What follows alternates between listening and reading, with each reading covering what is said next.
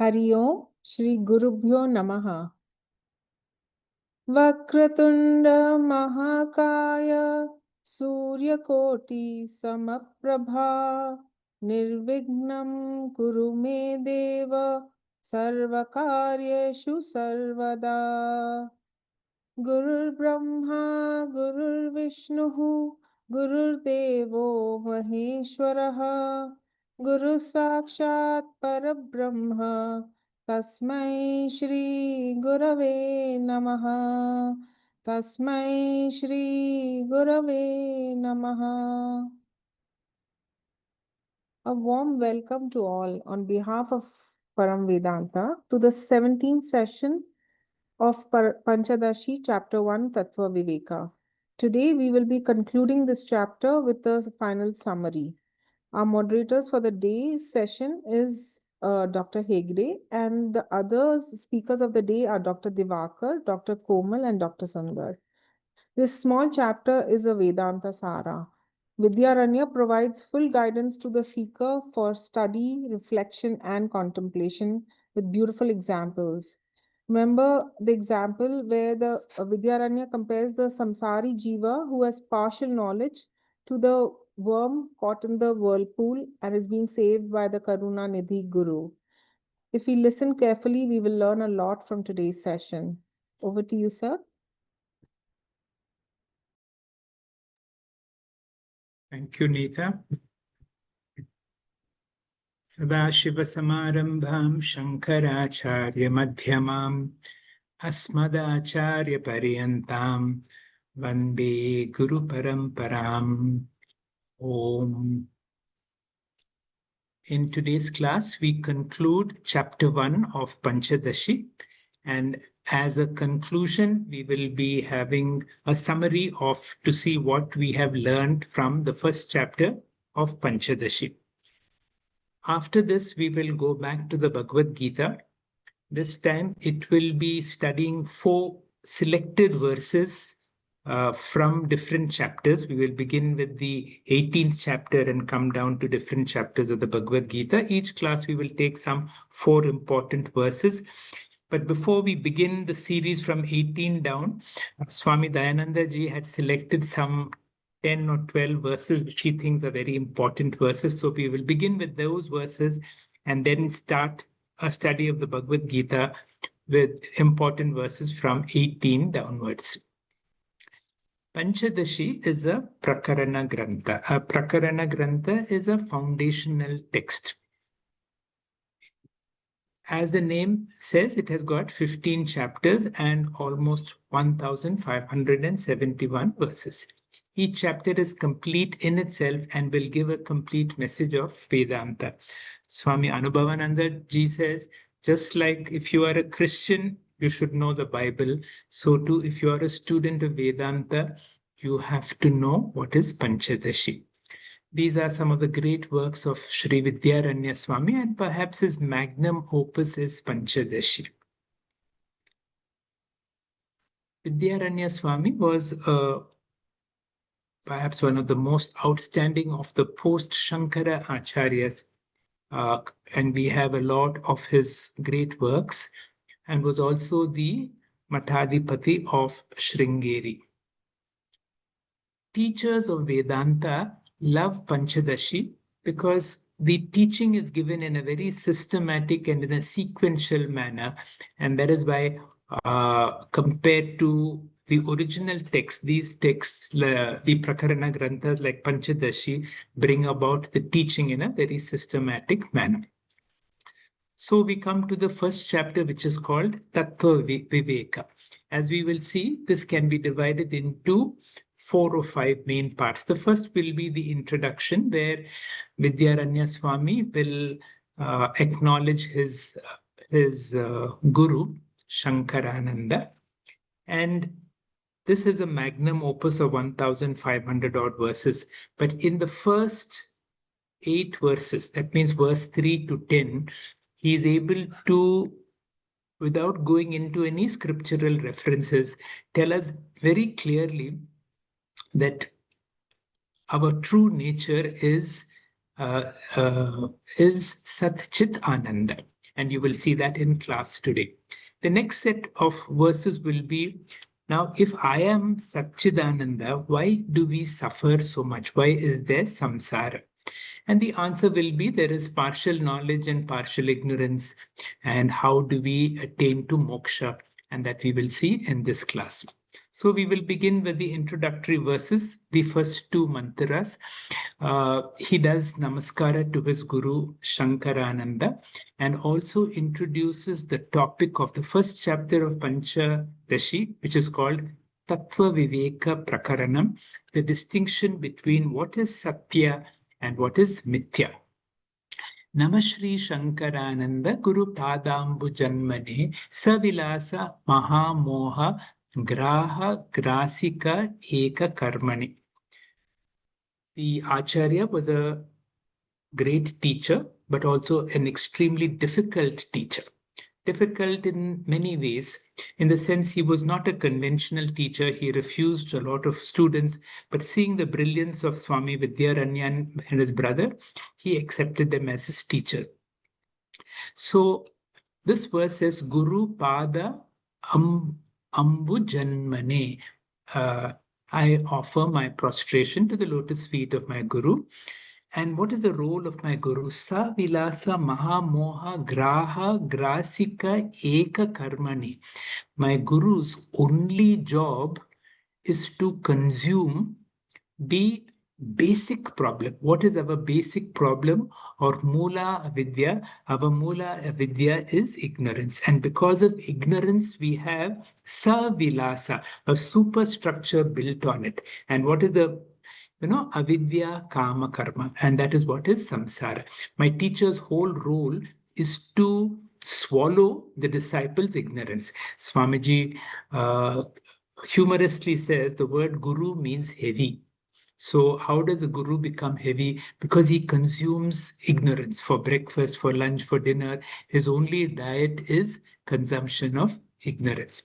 The next verse says, Tat pada ambruha dvandva seva nirmala chetasam sukhabodha spodaya tattvasya viveka ayam vidiyate. He, in the next verse, will tell us, he will introduce the topic. The topic is Tattva Viveka. I will introduce to you the truth. And how will I introduce it? Sukhabodhaya, in a way that is easy to understand. And in the course of this verse, you have what is called Anubandha Chatushtaya. Anubandha Chatushtaya says, what is the topic? What is the Vishaya? The Vishaya is Tattva Viveka. So the topic is Tattva Viveka. And what is the prayojan? Sukha bodhaya. Very easily you will be able to understand this topic. And adhikari, who is the eligible person? The eligible person is the one who's got sadhana chatusthaya sampanna. And this is possible through getting a nirmala chetasa, to having a refined mind. And part of it is by serving the guru. Before I come to Panchadashi, let me tell us why we study the Panchadashi, or for that matter, any Prakarana Grantha. Now, for any Prakarana Grantha, we study not for any scholarship purposes, but to be able to get Vedanta into our own system. Swami Paramarthananda says there are 4 stages in the spiritual evolution of a student. Stage 1 is the stage of Atma Anatma Viveka, and he gives the example of hand and light, where he tells us that he introduces the Atma Tattva, that we are not just body mind, but body mind with Atma. And he says this Atma Tattva, or the consciousness in all of us, is not part of your. It's just like the hand and the light example. It is not part of my hand. It is not a product of my hand. Light is an independent entity because of which you're able to see my hand. And if I remove my hand, light continues to be existing, but it is not evident because there is no reflecting medium. So too is consciousness in relation to my body. This consciousness is not, Atma is not a product or property of my body. It is an independent entity. Just like my hand is seen through light, This Atma Tattva enlivens my body mind complex. It is not limited to my body mind, it is infinite, it is all pervading. Now, supposing the body falls, it continues to exist, but it will not be able to interact for want of a medium. So, the first stage I understand I am body with consciousness. Later on, there is a big, remarkable change where I don't see myself as body, but then I see myself as consciousness. This is a big jump in a spiritual evolution. The Vedanta student now sees himself as Atma with an incidental body.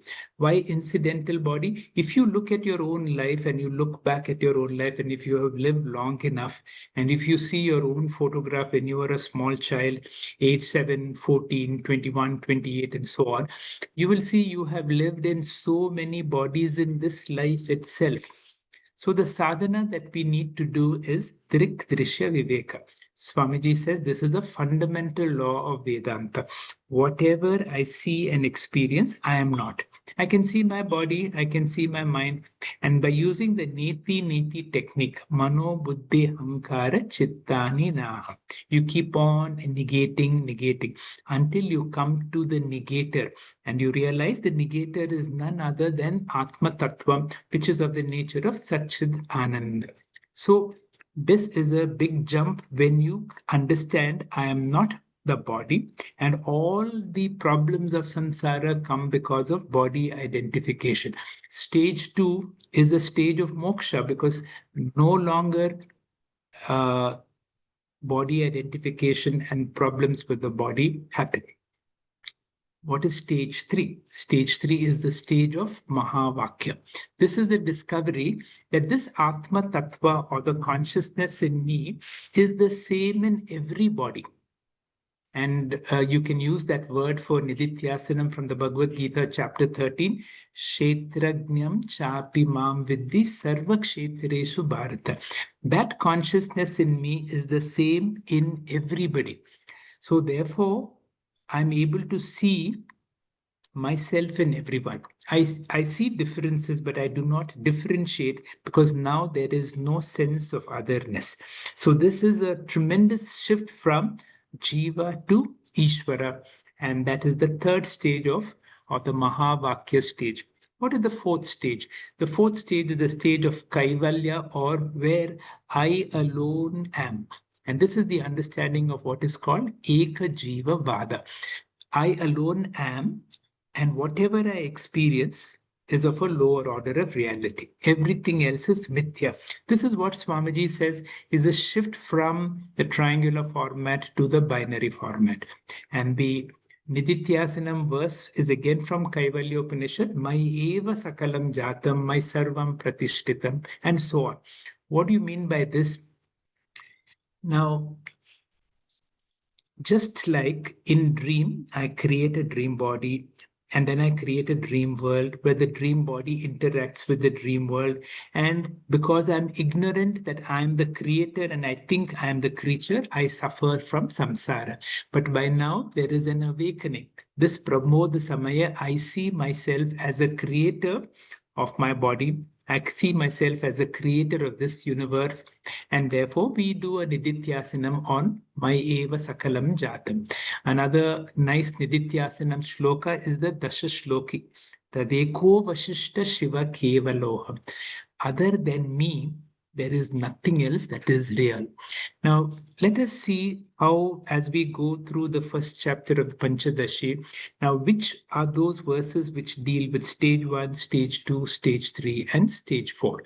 We will begin with Dr. Divakar explaining verses 3 to 10, where the Mahavakya comes in these verses itself. Dr. Divakar, please. Thank you, sir. Om Shri Guru Bhyo Namaha. Profound salutations to Gurus, Swami Vidhyaranya, Swami Paramarthananda, and Dr. Hegde and all the satsangis here. So, sir has already touched on the Mangalacharanam. We'll move on to the next slide, sir. So, Tattva Viveka, sir has already talked about one of the Vivekas, which is the Drishya Viveka. So the word Viveka itself comes from the root word, which is Vik, which in turn comes from the word Vaivekti, which means ability to discern. This is the most important word, really. Ability to discern what? Ability to discern the Atma from Anatma. For a beginner, it is the other way around, isn't it? I mean, it is like world is real, and we have to somehow discern Atma from the world. But for a Gnani, everything is Atma only. So, Atma Anatma Viveka happens at what level? It happens at the individual level, at the level of the Jivatma. Whereas it is the Nitya Anitya Viveka. Nitya Vastu is the Brahman and Anitya Vastu is Maya. So Nitya Anitya Vastu at the macrocosmic level, and then Atma Anatma Viveka at the microcosmic level. And of course, with Vichara, with Vedanta Vichara, Shravana Manan Nidhyasanam, we contemplate upon the Mahavakya, which is the Aikya Vichara of the Jivatma, Paramatma, and Aikyam. That's what was earlier talked about. And realize that that Atma which is outside in a macrocosm, which is Brahman, and the internal sentient Atma is one and the same, which is of the nature of Satchidananda. So in this section, we deal with the Jivatma Swarupa, and that is done in a very, very logical way. And there are a lot of prakriyas that Vedanta uses to teach this. Here, Vidyaranya uses the Avastatraya Viveka, which is the three stages of our existence. So there are so many other Vivekas. Sir has already talked about Drikdrishya Viveka, there is Panchakosha Viveka, there is Karya Karana Viveka, there is Anvaya Pratireka Viveka, and so on and so forth. Initially, the chit, the consciousness aspect of the individual is brought out beautifully, and then the sat, and then the ananda. That we will see in a logical analysis. Next slide, sir. In the verses 3 and 4, looking through our Atma and Anatma in three different stages. Here in 3, it is about Jagrat Avastha, which is the wakeful state. We see the world, we interact with the world. World is nothing but the Vishaya or the objects. When we interact, what happens? Our sense organs perceive the world, be it the eyes, ears, nose, etc. And the message of the sense organs is relayed to the brain. Brain converts this message in the form of thoughts and tries to make a meaning for this world. This whole process is the vritti. So we have Vishaya on one hand, which is external, and vritti, which is internal. So the interaction between the Vishaya and vritti is our anubhava, is our experience. We believe somehow that it is the world which is changing all of our experiences. In reality, if you really analyze it carefully, it is actually the internal thoughts, because the thoughts for me is different to thoughts for you, but both of us will be seeing the same thing. The very same thing will be different for an animal, and that is same for a bird. Sorry, it's different for an animal, and it is different for a bird, and depending on the species, experiences can be different. With this, we can infer that it is the internal thought is something which is actually manifesting differences to the external world, although it seems that it's the external world which is influencing us. So it is our experience that these experiences that we feel during the Jagrata Avastha, the wakeful state, are steady and they are firm. Now I am talking and it is going on now for last few minutes, and it will continue, and there is a train of thoughts. You can connect each thoughts. Whereas we know, Vedanta says clearly, Shastra says clearly, all these changes which are happening, although they are steady and firm, is not my real identity. That is not the real drik, the seer. It is still the drishyam, because we can even observe these experiences. Just like how the background screen is there, and on top of the screen there is a display of the movie, and we get engrossed into the movie. but that background screen is nothing but the witness consciousness. So our experiences, although they are steady and firm in the Jagrata Avastha, is not the witness consciousness. It is the Chaitanya Swarupa or the Atma, which is the witness consciousness. Now, what happens in the Swapna? Very same experiences happen in Swapna Avastha also. However, these experiences are not steady. They are very unsteady. There is no logic at all, isn't it? So when we look at our own dreams, many a times it crosses across the time frame. Maybe some childhood experiences will pop into something which is now, which is new. So there is really only after you wake up in the morning, you can start to see how illogical it is, how unsteady those thoughts are. Even there, the same logic, those experiences are there because of the Vishaya and the Swapna Prapancha, but that is not my real identity. Real identity again is that screen. It is the Chaitanya Swarupa, which is the Chit Swarupa. Next slide, sir. Now we go on to the another stage, which is the Sushupti. We have seen what happens in the Jagrat and Swapna, what happens in the Sushupti. Sushupti, there are no experiences. We don't remember anything in the deep sleep. But how can we say then that there was any experience or any witness at all? Again, taking the example from the Dakshinamurti Stotra also, Pragaswapsamitih Prabodha Samaye Yaf Pratyabhignayate. Tasmai Shri Gurumurti. So, who upon waking up in the morning remembers that I slept? Who is that witness? How do we know that we have slept well? Which means, although we had no experience in the deep sleep, we woke up in the morning and claimed that I slept well. So, there must be a witness principle. So, that is the example given, and it is explained beautifully in this verse 5 and the first part of the verse 6. So, although there is ignorance, but there was awareness of that ignorance also. So this Shushupti Avastha, as we know, is the final frontier for the Maya. It is also called as Avidya. That is the absolute ignorance. It represents our Karana Sharira.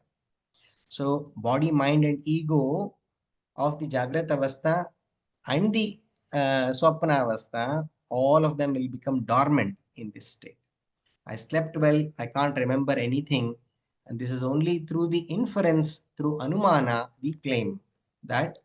So, through the witness principle, ignorance is bliss, but but we are ignorant of that bliss as well in the deep sleep state. In the next slide, we see.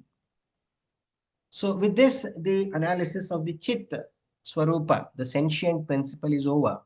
Now we move on to the Sat Swarupa, which is the pure existence. Chit eva Sat. How do we reconcile with this? Now we see that there is no change for something in all three avasthas. That screen remained the same, although the movies kept changing. The objects and vrittis which are there in Jagrata Avastha as well as in the Swapna Avastha, they keep changing, but the witness principle did not change at all. So, the consciousness which remains in all three states, which is the same even across the day, all throughout the day, Jagrat, Swapna, Sushupti. And if you look at every day, you stitch all of them, all days, all weeks, all years, all yugas, all kalpas, it is the same. That is what is told in the 7th verse here. What was same across the three states is same across the kalpas. Since this consciousness is eternally existent, it is called as Sat. So Chit has become Sat. For that which is ever existent, existence has to be its intrinsic nature. I'll repeat this. For that which is ever existent, the existence has to be its intrinsic nature, just like how heat is ever present in the fire. We will not say when did the heat come into the fire. It was always present. That which was always present. Trikale yat tishtati tat sat. That which was present in the past, which is present now and will be present in the future without any change is the Sat principle. With this, it's established that Chit is same as the Sat. Next slide, sir. We will skip this one because it is talking about just the what is this kalpa, etc. Okay, next slide, sir. So how do we then go to Ananda? So now we have seen Sat is Chit. What about Ananda? Now here a brilliant example is given. That which is again present all throughout is what is very, very dearer or closest to us. The most dearest to us all is ourselves. Everyone desires outside world because of the love for the self. That is what is called as prema atmani ikshate. That is what is told in this verse. Self-love is the most desired love. Self-love is the highest love.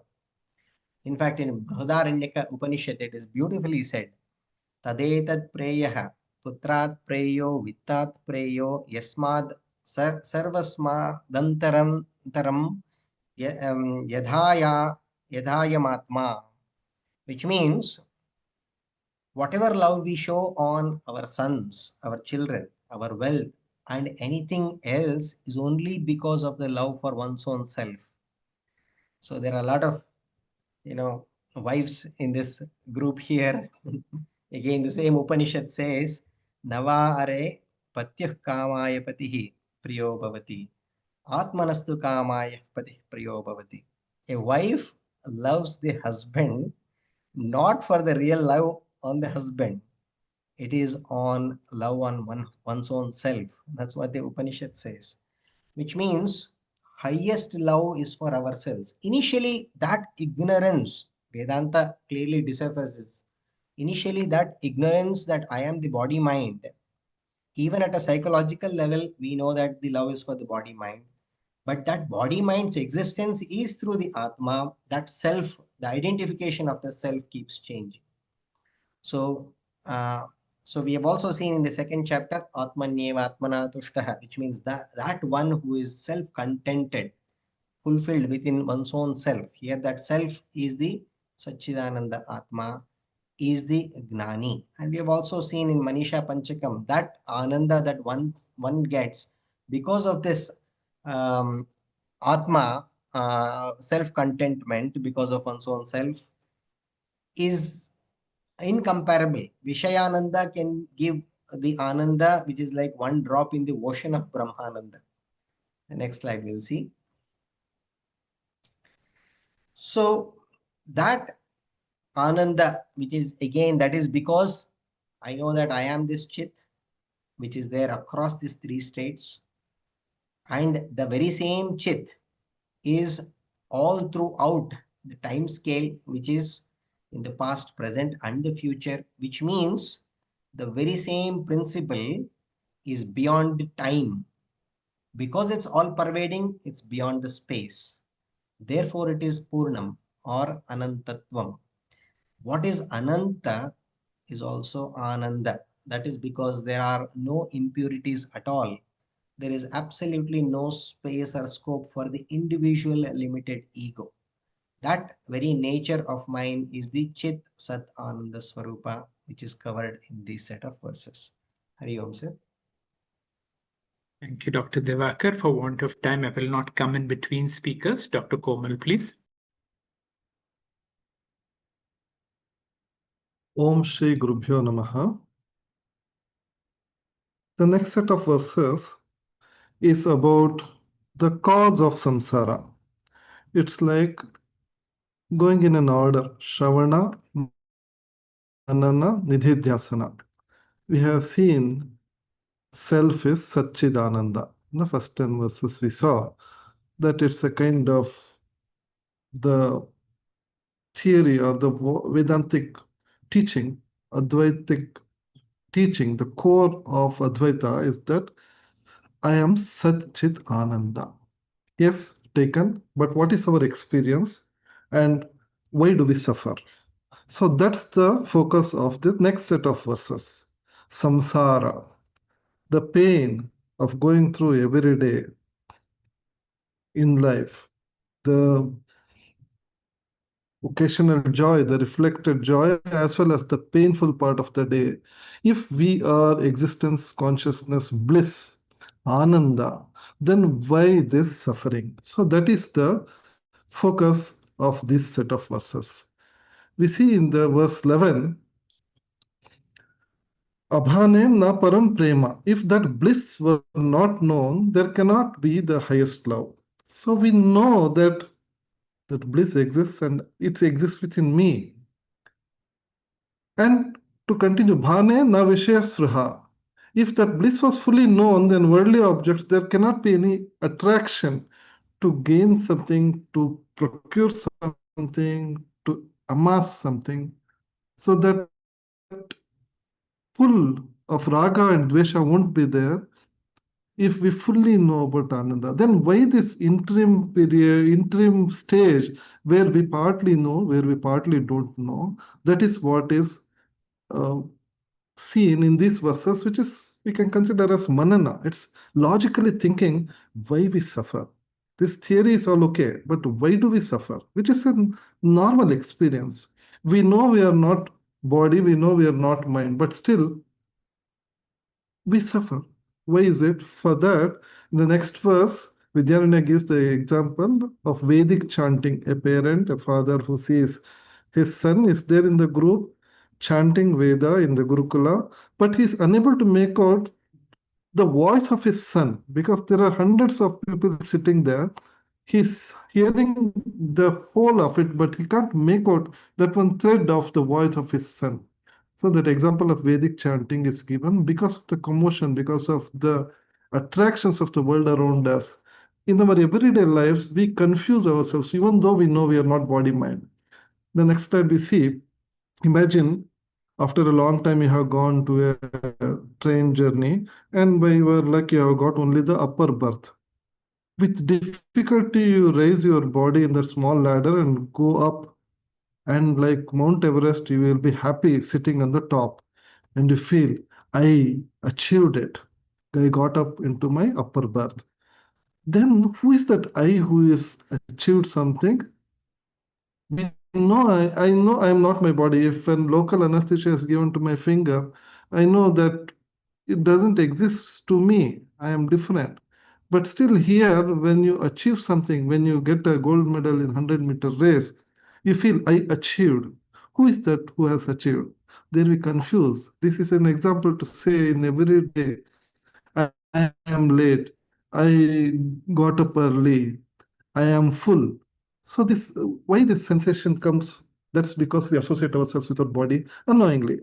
And about the mind, imagine in the next slide we see children getting back. It's all our own experience we have seen. After vacation, we go to the class and we meet our friends happy. Happiness overflows. After a long time, we got back to the school and new class, we are growing. See the happiness in the children. And who is happy here?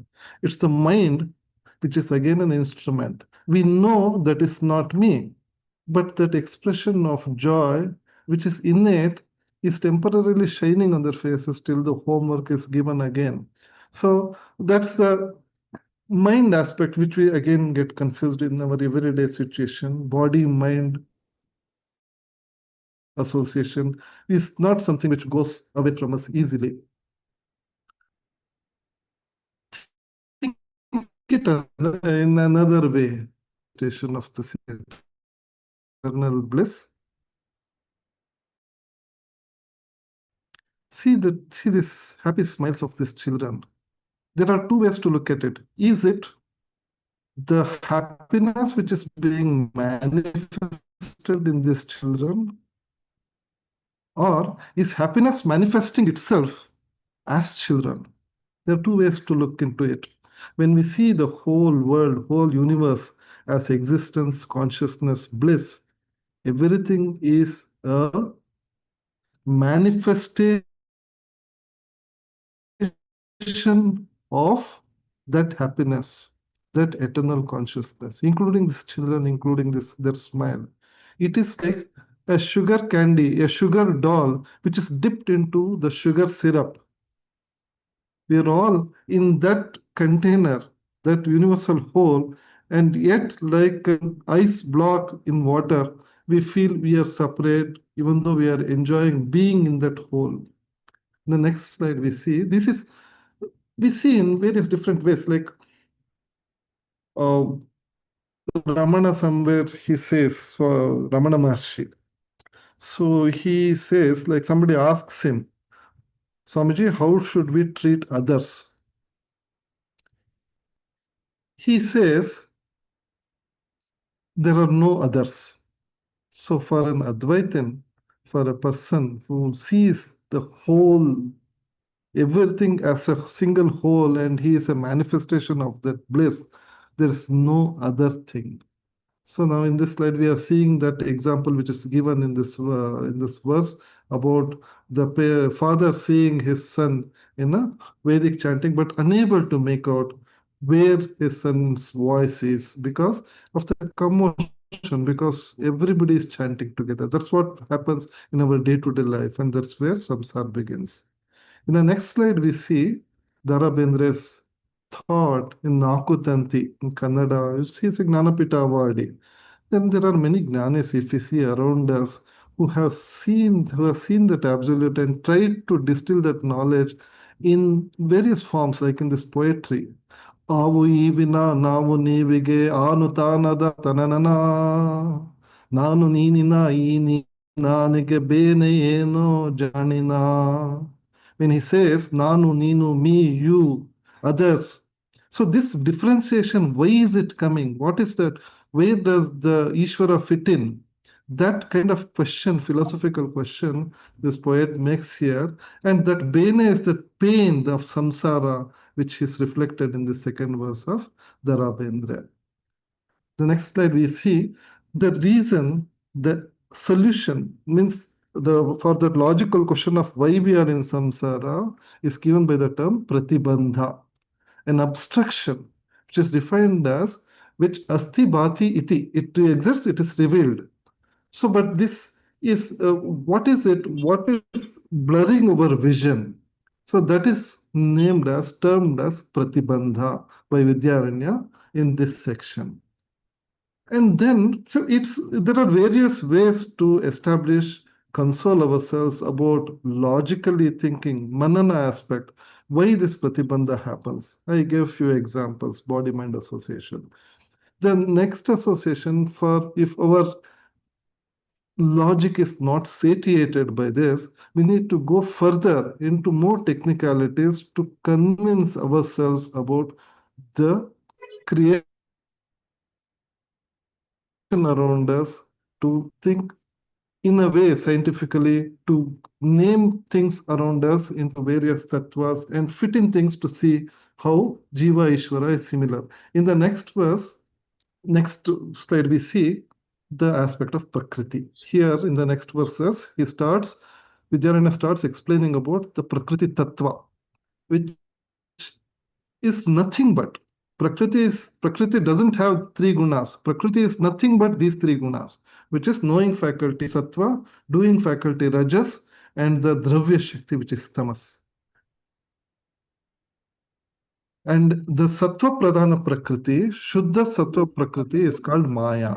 Maya pratibimba chaitanya is Ishvara. And rajas pradhana prakriti is malina shuddha sattva prakriti, which is otherwise called avidya. Avidya Pratibimba Chaitanya is Jiva. Tamas Pradhana Prakriti is simply called Prakriti, which is inertia, which is the material cause, which is the material cause of Upadana Karana aspect of Ishvara. Pratibimba, Prakriti Pratibimba Chaitanya forms the Jagat. So this creation is explained in the next verses. Up to verse 20, it's about that. So we see the differentiation from Vyasti and Samashti. The next verse we see the flow chart, how the Brahman, the original consciousness, which has no attributes, and the other aspect of Brahman, which is Prakriti, which is there but not there. That's kind of thing, which is a part of Brahman. It's not actually a part of Brahman. Very difficult to explain that aspect of Maya, which is nothing but three gunas put together, sattva, rajas, tamas. The Shuddha sattva part of it is Maya.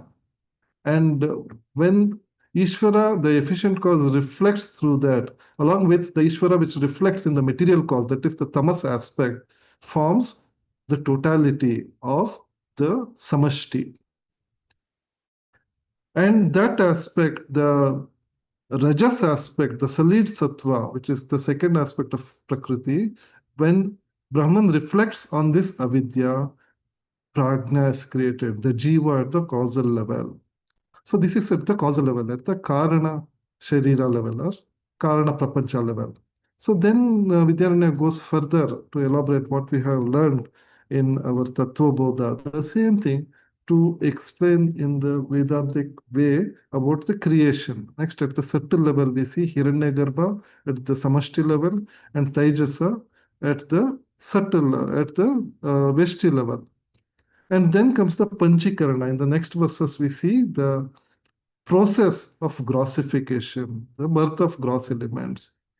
That we see that half of space, that Pancha Maha Bhutas, which are divided in that proportion, we saw all that in detail. And with this Panchikarana, we get into the gross elements. In the next slide, we see further about what are the evolutes of the gross body.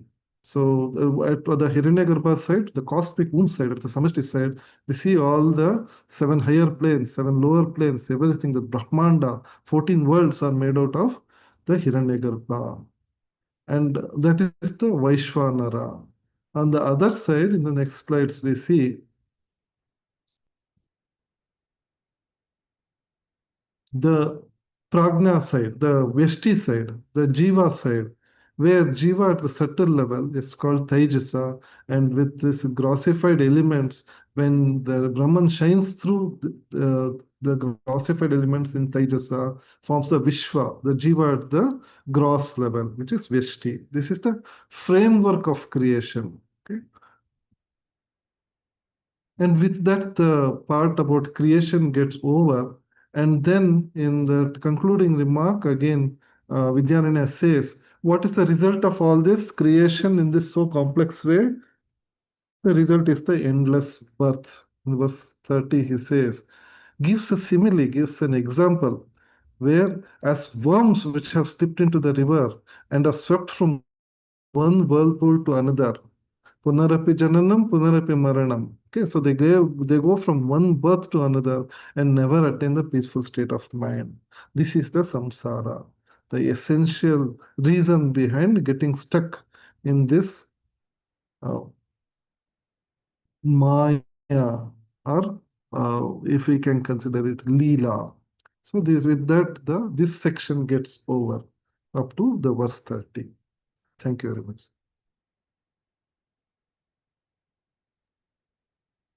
Hari Om, Shri Gurubhyo Namaha. So we are in the first set of 5 of the Panchadasha Prakaranas, and of that the first one, which is the Tattva Viveka Prakarana. As we see in this next slide, Pujya Swami Paramarthananda ji has given us this kind of a breakdown of the topics. We have already seen the Mangalacharana in the form of introduction, Jivatma Paramatma Aikya Vichara, followed by cause of samsara. We are now left with 2 topics as is listed in the slide. The previous section from which we carry over now ended with a graphic description of a person who is suffering samsara, where he is compared to a worm which is stuck in the whirlpool, helpless. Now, as we see in this next slide, means of moksha is systematically organized into Shravana, Manana, Nididhyasanam across these set of verses. We shall now see the first of these, which is Shravanam, in the next slide. So we saw that graphic example of samsaris stuck in the whirlpool of samsara helplessly. Now, we see that there is a compassionate guru that has the ability to lift up Karuna Nidhina Uddhartha. the samsaris and help them out of this vicious cycle.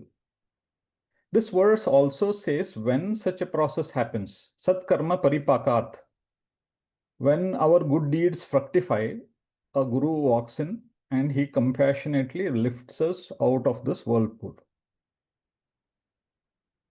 The worm was lifted physically, but in the case of us, how does Guru do that? How does Guru Uddharta lift us up? The 32nd verse says Panchakosha Vivekena.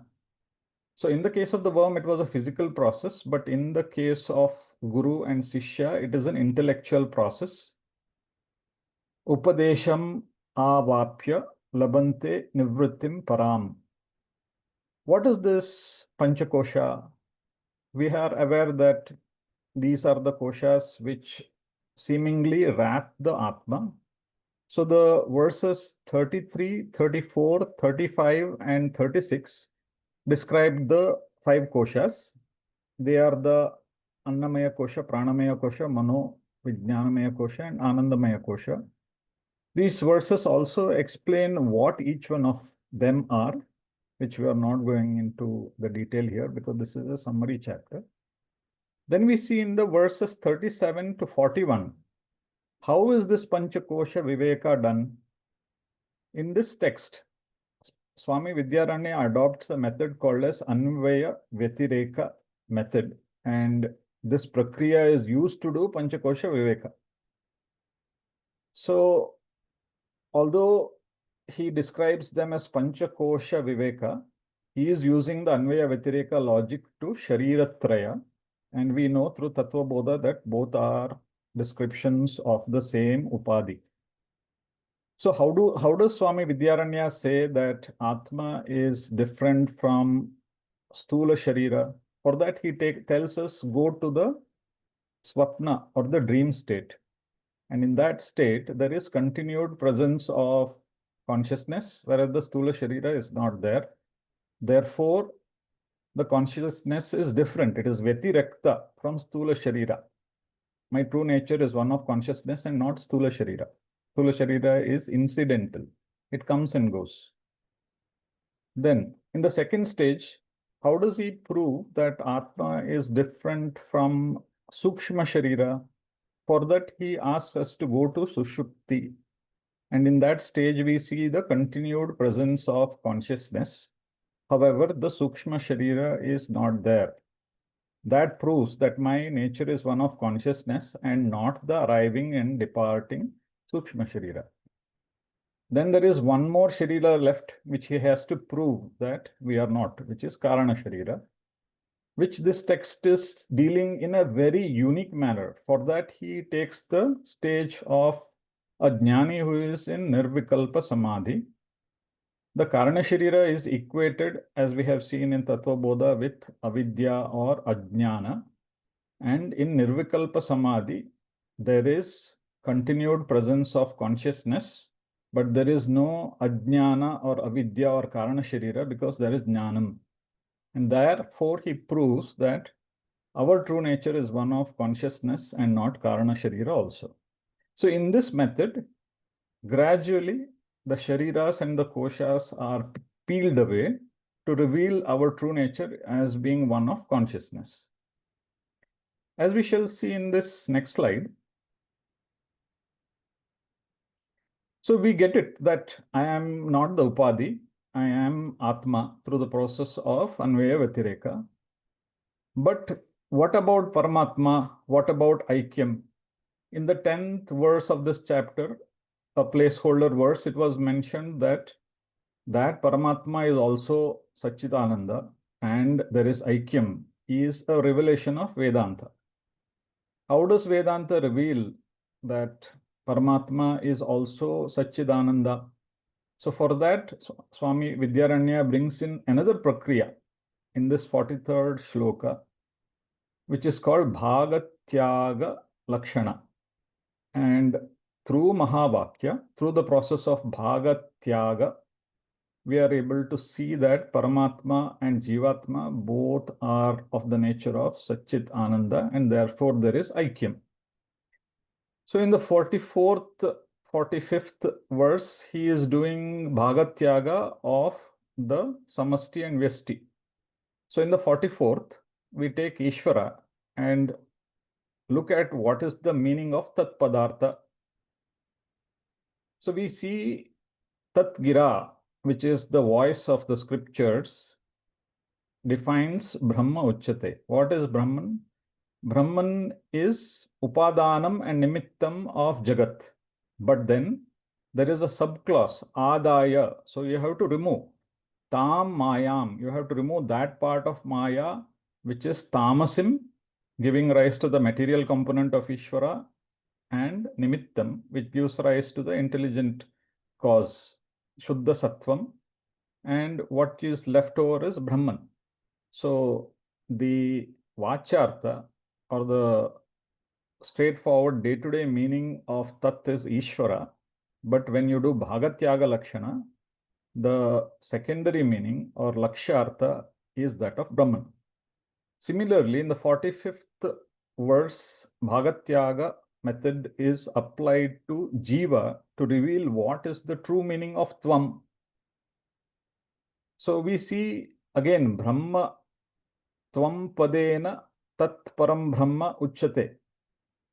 So here we see that when Brahman is associated with Malina Sattvam, and that Upadi which is Kama Karma Adi Dushitam, he becomes Jiva. Whereas if we are able to do Bhagatyaga and intellectually remove the Upadi, the remainder is again Sachidananda Atma. So in this way, through Bhagatyaga Lakshana, Swamiji establishes that the meaning of both Tat Padartha and Tvam Padartha both is Sachidananda Atma, and therefore there is Aikya. So we can see in this 48th shloka, Param Brahma eva lakshate, but the precondition is Vihaya, having removed Upadhi Parajivayoho. By removing the Upadhis, what is revealed is Akhandam Satchit Anandam Param Brahma.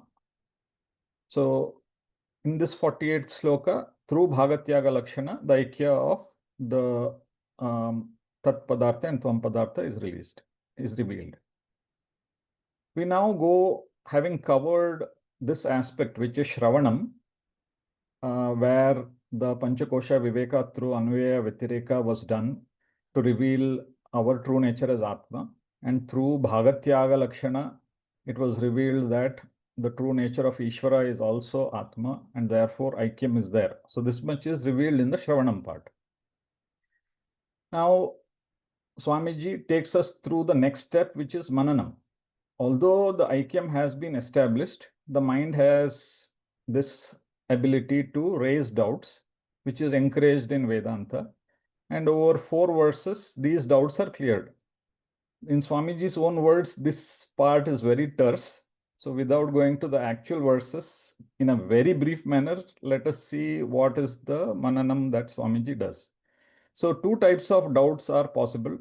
One is by seekers like us and by seekers of other philosophies. In the discussion here, he has taken the doubt of a Nyaya Vaisheshika follower. And the doubt that such a seeker can raise is, you say that Guru through Mahavakya reveals Brahman. So therefore, what is revealed must be of the nature of attributed or with Saguna. And if it is Saguna, it is Mithya. And if it has to be Satyam, it is attributeless or Nirguna, in which case it cannot be revealed. So the Nyaya Vaisheshika philosopher is pointing out a subtle contradiction within the Vedanta philosophy by saying, see, if you say Brahman is Nirgunam, then it cannot be revealed.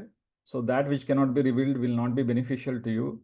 And if you say that it is a revealed truth, then it has to be Saguna, in which case it is Mithya, and it again is of no use to you. This is the argument Nyaya Vaisheshika seeker or follower is putting forth.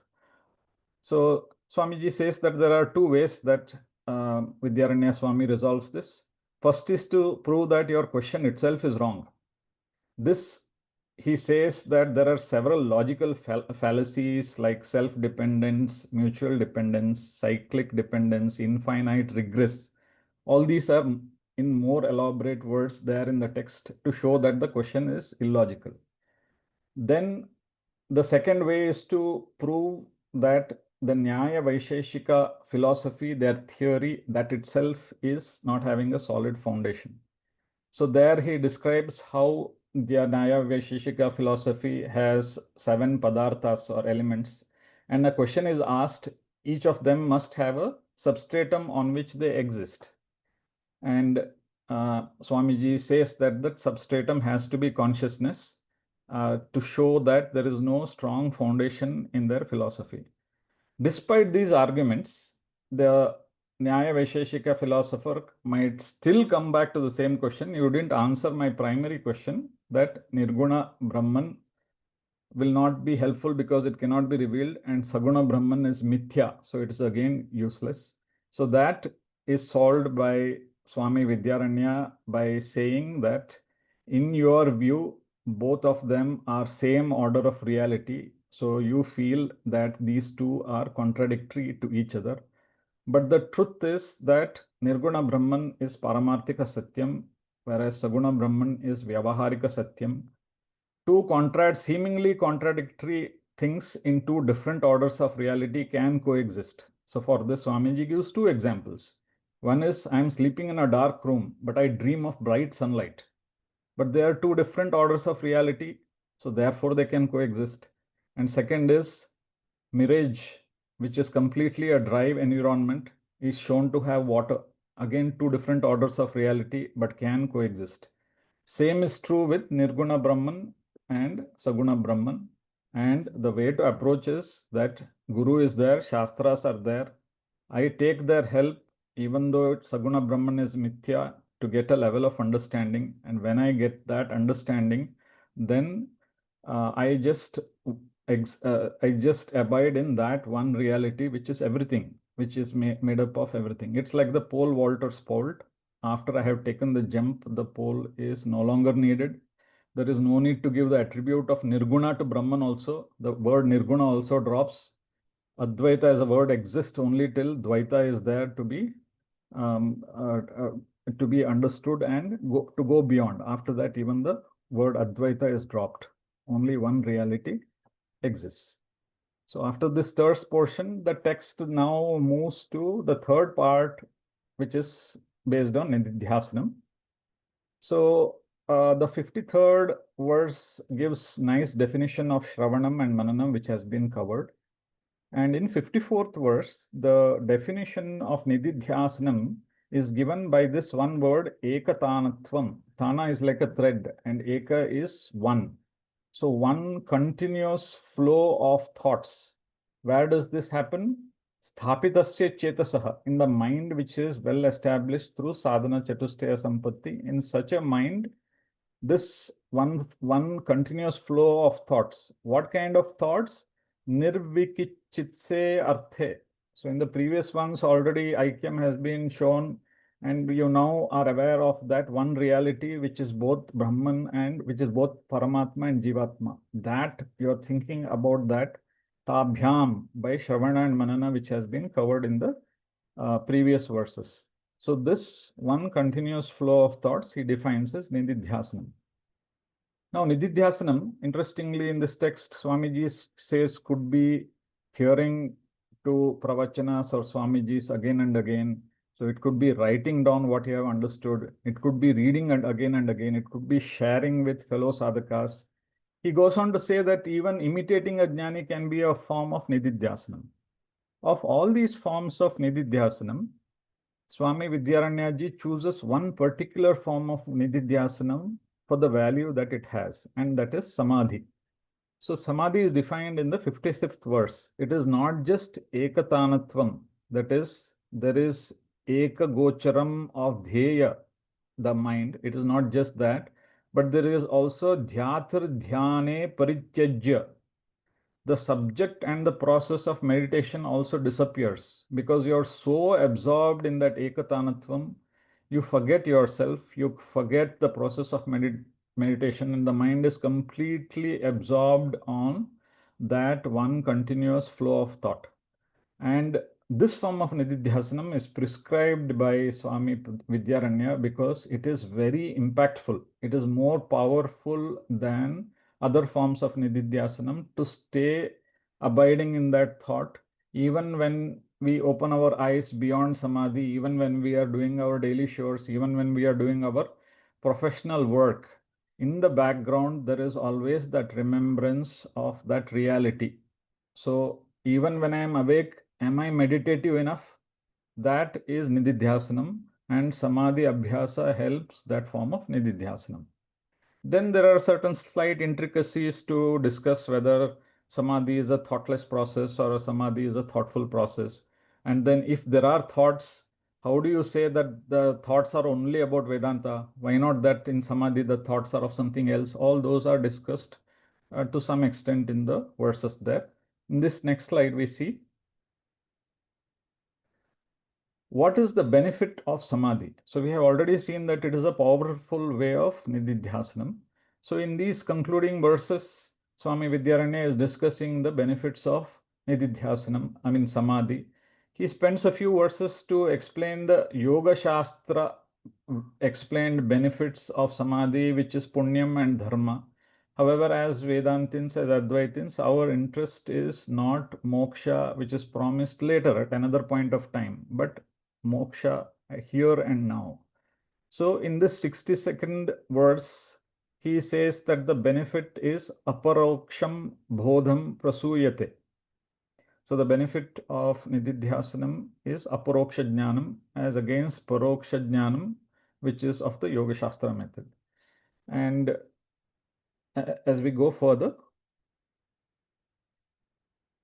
in these two verses, he is again contrasting what are the benefits of doing Samadhi, the Yoga Shastra way, and as a Vedantin. So, as I've already said, for the Yoga Shastra way, it is about burning the papam. Whereas in the case of the Nididhyasanam for a Vedantin's way, it is about aparoksha jnanam. So it is described as Chanda Bhaskaraha. It is like a noon sun, which is so bright that it burns away Ajnana Tamasa. And the text concludes in this next verse, which is the last verse. And so the main verbs here is prapnoti and na hiyate. Prapnoti means that this verse is talking about something being attained and not falling from that. Then you ask, who is this person who is having prapnoti and na hiyate? And you get in the first case, Vigalita Shamshrita Bandha Naraha, man who is gone through this, who is sadhana chatusteya sampanna. And what does he get? Then you get the words in the second case, which is parampadam. That is what he gets. But there are two subclauses which say when he gets ittam tattva vivekam vidhaya. So having undertaken tattva vivekam itham in this manner, as has been described in the previous 64 verses, and not just that, samadhaya manaha vidhivat, and having made the mind steady, as has been shown through the process of Nididhyasanam. So this is the promise of the text, that if a person does tattva viveka in this, as described in this book, he will attain to Parampadam, and he does not fall from it. Thank you, sir, for the opportunity.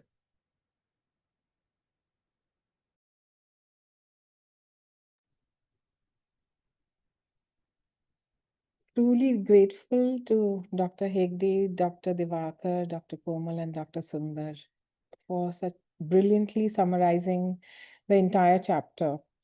The entire Vedanta philosophy is explained here. With this, we conclude the first chapter of Panchadashi Tattva Viveka. From next Tuesday, we begin important Gita verses. This time we go backwards, starting with chapter 18. So let us start afresh once again with this new combination of Gita verses, enthusiastically, not for scholarship, but for a pursuit into self-discovery. Param Vedanta extends its gratitude to all our viewers for their continued participation and support. We meet once again on this coming Friday, 1st December, where we will be covering Katha Upanishad, Chapter 2, Valli 2, Mantras 8 to 10. We conclude today's session with the prayers. Om Purnamadah Purnamidam Purnat Purnamudachyate Purnasya Purnamadaya Purnamevavashishyate. Om Shanti Shanti Shanti Harihi Om Shri Guru Bhyo Namaha Harihi Om.